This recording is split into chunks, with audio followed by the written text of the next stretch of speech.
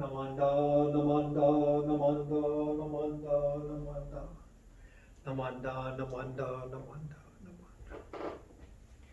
Good morning again, everyone. Welcome again to this Shotsuki service for February. Nice to have everyone here, all our members, plus the special Shotsuki families who are able to join us on this special monthly service. We're able to chant the Amida Kyo when we come here for our Shotsuki services.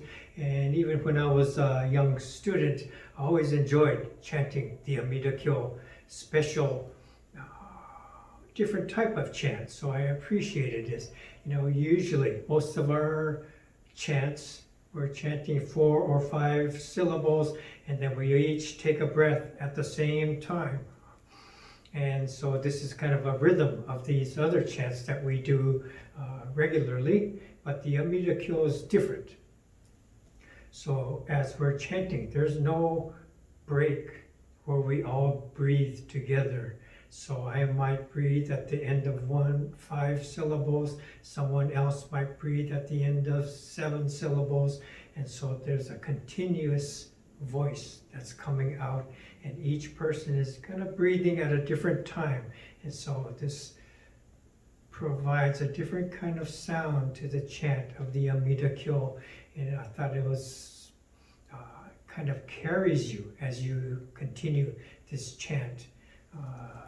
Here we've been chanting half of the Amida Kyo in consideration of our video services, but still, we still get that same effect as we're breathing at different times. So each month we chant this Amida Kyo, and today I thought I'd take a little bit of time to describe the Amida Kyo, and in it, as we're chanting, we're calling out, pointing to the beauty and the quality of the Pure Land and of Amida Buddha who resides there.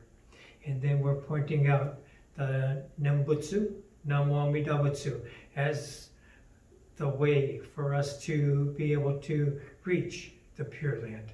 So this is what's being described as we're chanting. We hear repeatedly, Shariho, Shariho, and Shakyamuni Buddha, as he's reciting this sutra, is directing it to his main disciple, Shariputra. There's also 1,250 other disciples there, and they've all gathered together in the Jetavana Grove to listen to this special sutra that is being provided by Shakyamuni Buddha. So the beauty of the Pure Land is described. The virtues of Amida are presented. And so all of these are going on as we chant. Descriptions of the Pure Land. The trees that stand there in the Pure Land. Okay. The lakes of beautiful fresh water that dot the Pure Land are being described. Gems, sparkling, brilliant, and colorful. Okay. Flowers of beauty, cherry, lotus blossoms as large as chariot wheels are being described, each one displaying its color as only it can. Blue reflecting blue, yellow reflecting yellow, red reflecting red, white reflecting white.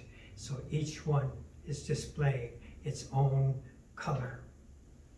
Food is there, and the food is described as a feast. There's music of the birds. Birds are singing. There's music playing in the Pure Land and calling attention to the Buddha, the Dharma, the Sangha, the 3 treasures that we recite. Okay, and so we are encouraged as we come to this vision to keep the name in mind with thoughts undisturbed, to recite the Nembutsu, keep the name in mind with thoughts undisturbed. And so this is the practice of Nembutsu, Namo Amida Butsu, and how our mind is to be held. Okay. So if we think about this as a vision of the Pure Land, how are we supposed to consider this? How are we supposed to digest and accept this vision that we're just chanting about? Beautiful Pure Land. But how do we receive that? Sometimes it's very difficult. Are we supposed to think of this as somewhere we go when we die? Is this a special place that we go? Is this the Buddhist vision of heaven that we're supposed to accept? Is it some kind of fairy tale that this is what we're supposed to believe when we come across the most important questions of life and death? Is this what we're supposed to have in mind? It becomes very difficult. Okay. So as we chant these beautiful, wonderful scenes depicting the Pure Land, how do we absorb that and utilize this? So when we read most services, we also read the three treasures.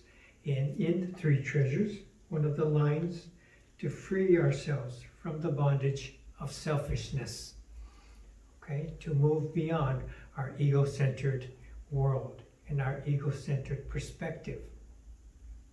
So if we consider both of these together, when I'm a little less self-centered, a little less self-absorbed, then the magnificence of the trees, or the beauty of a beach, or maybe we're hiking on a trail somewhere with a good friend. Each of these become something special to me that I can see like at no other time in my life. I'm able to notice these things because I'm not wrapped up in myself. The vibrant colors of the world jump out at me like at no other time if I'm not so thinking only about my own needs and concerns. When I eat a meal with family or friends, the food becomes a feast because we are happy and we're sharing this and not so wrapped up in my little world, my bubble, okay? So if I stop being so wrapped up in my own needs, my own goals, my own deadlines, all these things, then I notice the songs of the birds around me. I notice the music of the world that plays, okay? Not just some particular song, but everything seems to be vibrant and alive because I can see beyond my self-centered bubble. I am in touch with all the things of the world. So I think this is what this means to me. So in that sense, in that regard, the Pure Land is not somewhere we go when we die. The Pure Land is a different way of seeing, and it is here and now. We step beyond ourselves and we can notice the beauty of the world, the beauty of life that we are able to share. And these brief glimpses, small glimpses that we notice at first, but they grow. As we recite the Nembutsu, they grow. Okay? We are provided a new way to see. So it's not a choice that we're making to think of the world, to see the world differently. It's not a decision that we make. The Nembutsu provides this different way of seeing the world. The Nembutsu opens us to this whole spectrum. And then we're able to see, to truly see, to step beyond our ego-centeredness is not a choice that we make. It's not a self-powered decision. It comes from Amida. It comes from reciting the Nembutsu. So this is the role that the Nembutsu plays that provides us a way to step beyond our self-centered concerns. So I think this is the perspective that the Amida Kyo is providing for us as we chant it. hopefully we are being reminded of this different way of seeing the world.